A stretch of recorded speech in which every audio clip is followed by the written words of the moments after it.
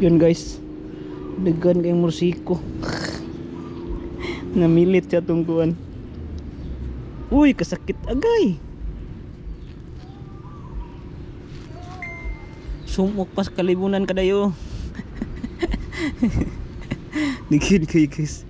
Sakit rin kini makatunok. Agay. Oh shit. Sorry. Sakit kini guys. Because please like po and subscribe our channel. Ikan na. Kaya salamat guys. Hello, good morning! Welcome po sa ating channel at welcome sa atong panibagong vlog mga kadayo. Yan, so natadri sa may ulas ng Davao City or sa may Bukidnon Davao Road o highway mga kadayo. So as of now, atong i-update ang Davao sa flyover o ulas flyover ng sa may ulas ng Davao City mga kadayo. Yan, welcome po sa ating channel guys.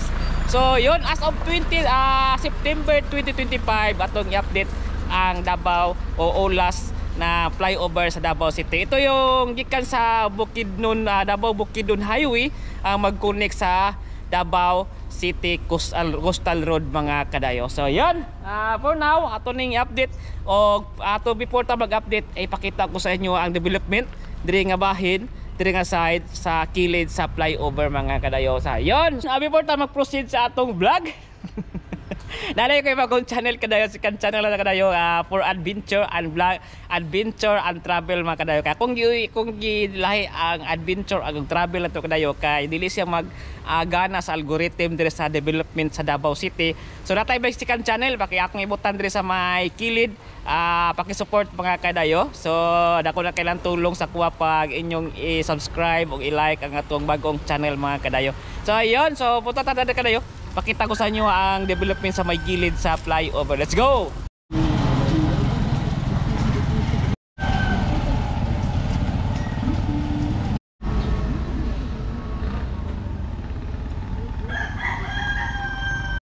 So natin dito sa may Bukidnon Davao Highway approach mga kadayo. So yun muna ang approach dire nga side kadayo.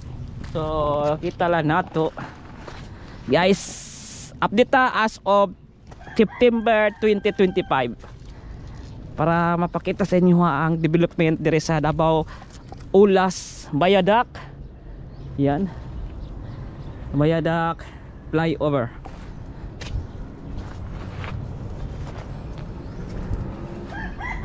So nagibutang nakaabang na mga power flooring. Yan guys.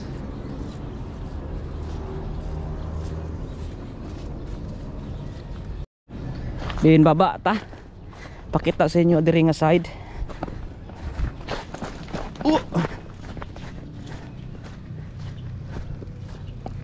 So nagsugod na po sila diri og pagkuan kadayo, develop kadayo. Kay makita lang sa may pikas sa may highway or sa mga tunga-tunga sa flyover. Doon na lang yun kaposte ang ilang trabaho para makompleto na ang mga pundasyon aning flyover. So for now, ato dire sa may kilid ilang gibutangan og mga kuan. Oops. Para mag-prevent sa landslide o mapagwapo mapod ang kining diri nga side. Tingnan niyo kadayo. Yan. Padulong dito nga side. So tingnan nyo lang yung ginagamit na kuan, adobe. Grabe kakapal, baga kayo. Yan mga kuan, adobe ang tawag to. So comment sa mga engineer. So muna lang gihimo para ma-prevent ang landslide o mapaganda pod ang kilid. Yun, so pagka kayo ni tapos with mga bakal ni guys. Yan. So napa sila gibutang kining ani oh. Parang fiber cloth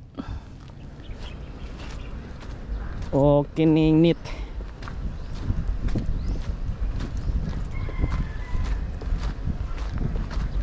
Yan, black knit. Yan, ito yung knit na parang plastic. Yan. Silapag nila dyan. Huwag ka na po nga ko ano, white nga murag fiber nga tila.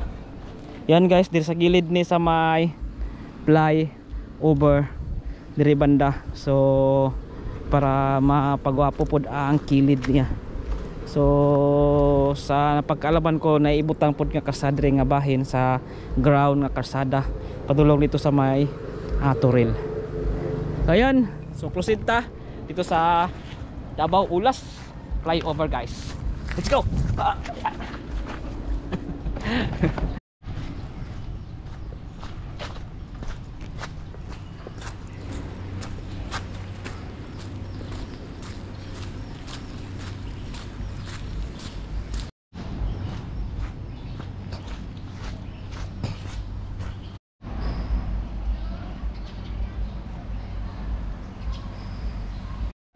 So yan nato sa may flyover na. So for now diri sa nga side nagsugod na sila og butang og abang para sa pagbuhat og mga siding o railings diri nga bahin kadayo og pikas-pikas na nga side nga kadayo. So yun ato nga tuan padulong dito lakaw lang ta para pakita ko sa inyo ang development diri padulong dito sa may ibaba or sa may intersection ng Davao Cotabato Road. Then patabok ni dito sa may kanang Davao City Coastal Road mga kadayos.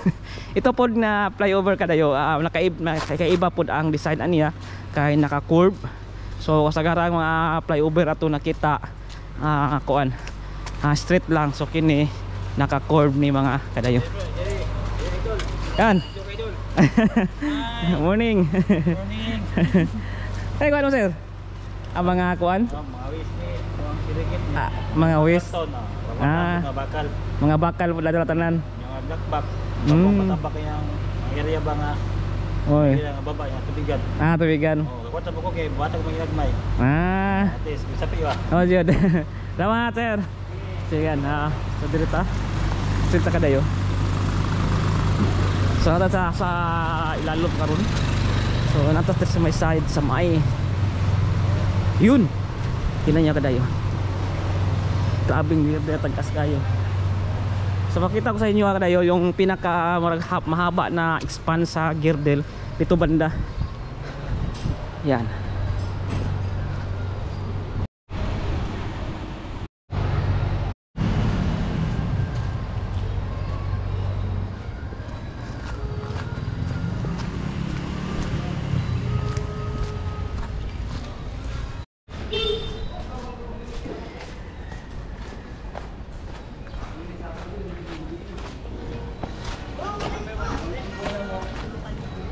Pandol. Ya. Putulan sini din sa tuwa. Ano nagdigahan yata ng sila sa listing.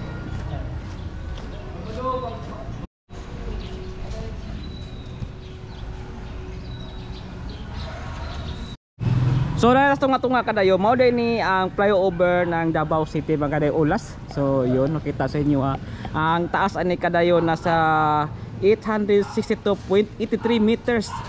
Project will become the city longest bridge connect from Davao City Bukidnon Highway to the Davao City Coastal Road mga kadayo. So yun guys, grabe ang taas mo ni diri ang pinakataas o expand kadayo. Nakita akong kudigo. Yan. Ya tara, continuous ta. Sir, yung tag. Lakaw-lakaw to diri. Pakita ko sa inyo yung doon na lang ka pundasyon ay lagi buhat diri sa may kuan intersection Davao Cotabato Road mga kadayo. Sa gilid. Guys. Taas na expand diri kadayo sa girdle. Yun.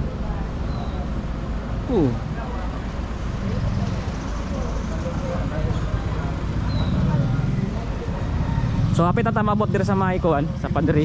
So halos kumpleto na ang pagbutang og mga girdle. So medyo nadili lang tungod sa mga wirings diri sa mga Davao Light o sa mga telecommunication tingali o ang kuan right of way speak ka siyata nga bahin. So for now nagasiga trabaho gyapon sila, full blast na ang pagtrabaho sa ining kining project mga kaidos Davao City. So yun guys, halos kompleto na ang girdle nga gibuhat. Duha na lang ka poste makomplete na butag og girdle. So yan guys, tita pusinta diri as of September tunga sa September 2025 mga kadayo. Now muni ang development or progress kini nga project. Grabe kasapa.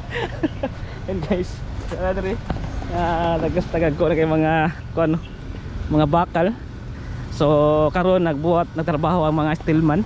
Mutawag kayo nila ng mga steelman. And guys, so dalawa ng poste na lang ang ilang kuan trabahoon mga steelman. Shout out sa mga steelman. Bawal? Sige.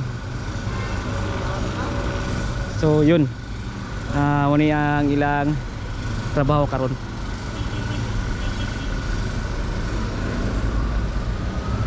So yun, dapat di ba wala sir kay proud ta nga taga Davao. Nga atong project gwapo, di ba? So wala yung manuli atong project. Atong ikon sa mga tao sa Tibok Pilipinas nga gwapo nga atong project sa Davao City, di ba? Proud yo, proud. Yan guys, so proud ta nga ipakuan sa Tibok Pilipinas. Morning.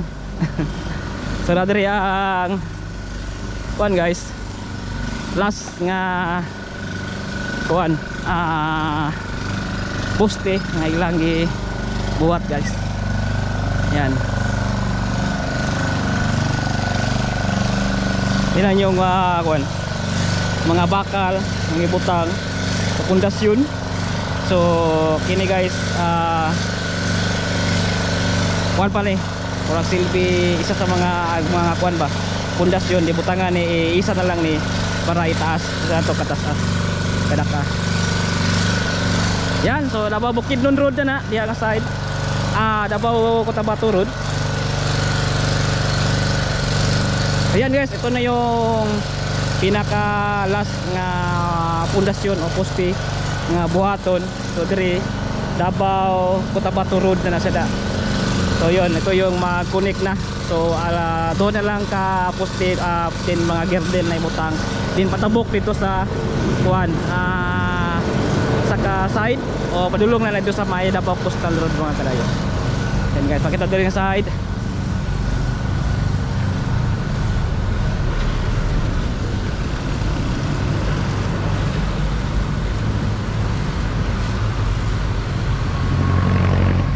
Yun, so dalawa ka, so halos ang mga apat na pundasyon pod nga ibutang diha.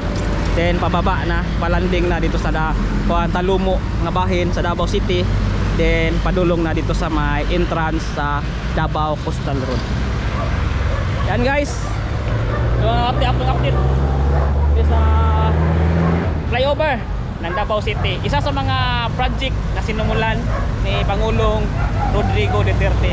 So legacy niya guys, una project sa Davao, isa sa mga biga project na legacy ni Pangulong Duterte. And guys, so muna ang build program.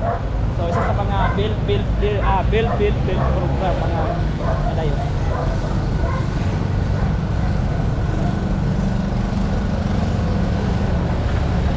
Yan, so don't forget to like and subscribe our channel. Pakipala sa Facebook page na Kuya Dayo o atong second channel mga kalayo, Adventure and Travel Vlog mga kalayo. O akong t-shirt, Dayo by Kuya Dayo t-shirt. Yan, salamat po. Dagko kay mga pan-print. Grabe bakal guys.